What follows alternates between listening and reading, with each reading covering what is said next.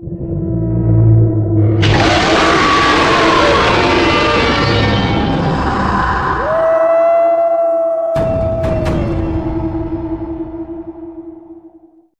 last person who entered this village disappeared in 3 minutes. Not by choice, not by accident, but because they made one terrible mistake right before sunset. They whistled at night. And in Japan, that's not just bad luck, it's a doorway. Before we dive into what happened to that person, and yes, there's a real story behind this, I need to explain something that haunts Japanese culture so deeply, it's been passed down for over 400 years.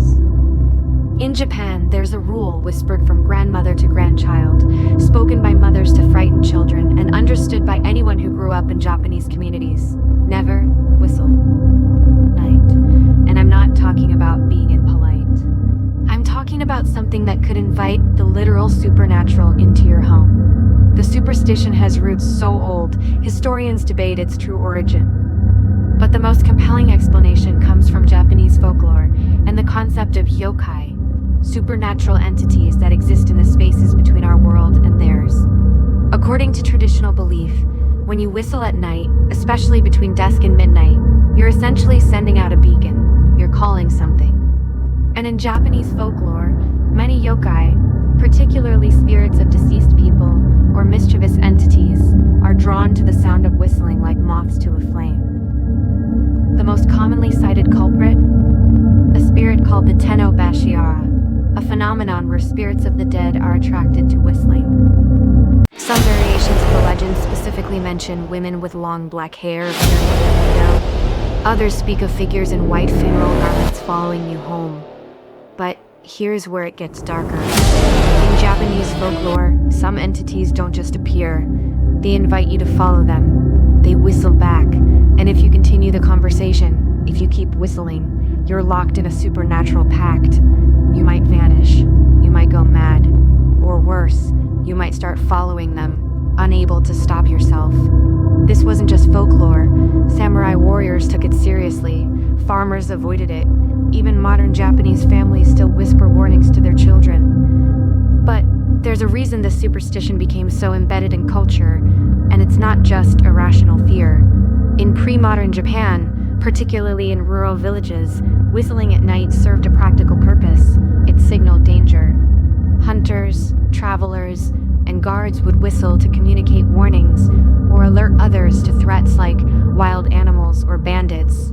So when a random person started whistling at night without a legitimate reason, it caused alarm. People thought something was wrong, and in the darkness, confusion plus fear equals superstition. But there's more.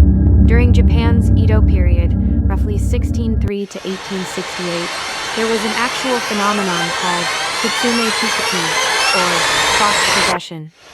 People would inexplicably go mad, claim supernatural entities possessed them, and often their madness began after encountering someone who whistled at night in remote areas.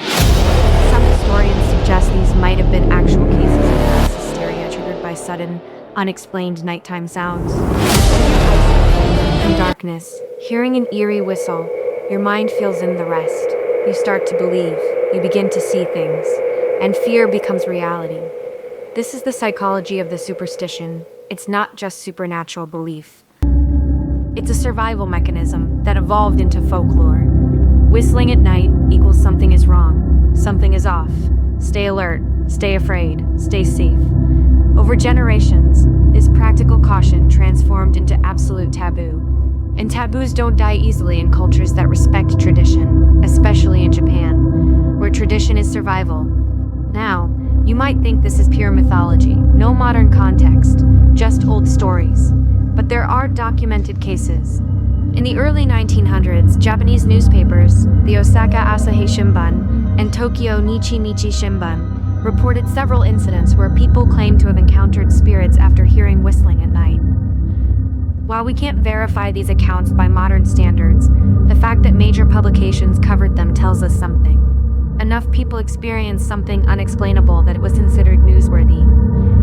One particular story from rural Kyoto described a woman who heard whistling outside her home. At 2 a.m., she looked out the window and saw a figure in white. When she whistled back, thinking it was a neighbor, the figure vanished. 3 days later, she discovered that figure was a woman from the village who had died that exact night. The coincidence was so striking that locals attributed it to supernatural communication. The woman had literally whistled to her own death. Another case from the 1930s, a man hiking through a forest at dusk heard whistling that seemed to follow him. He whistled back, thinking other hikers were nearby. He was found 15 kilometers from where he started, with no memory of how he got there. He claimed he'd been following someone, but no one was ever found. Again, coincidence or genuine encounter, we'll never know. But these stories have power because they represent something real, the intersection of sound, darkness, isolation, and human psychology. And here's the critical part. In Japanese culture, these stories aren't dismissed as coincidence. They're treated as warnings, cautionary tales that have proven themselves across centuries. If enough people report something, if enough generations pass it down, it becomes truth within that culture. Belief becomes behavior, behavior becomes law. You might think this superstition is dead in modern Japan, that young people in Tokyo laugh it off, and you'd be partially right, but you'd also be wrong. In 2018, a Japanese YouTuber tested the superstition by whistling at night in various locations, parks, train stations, residential areas.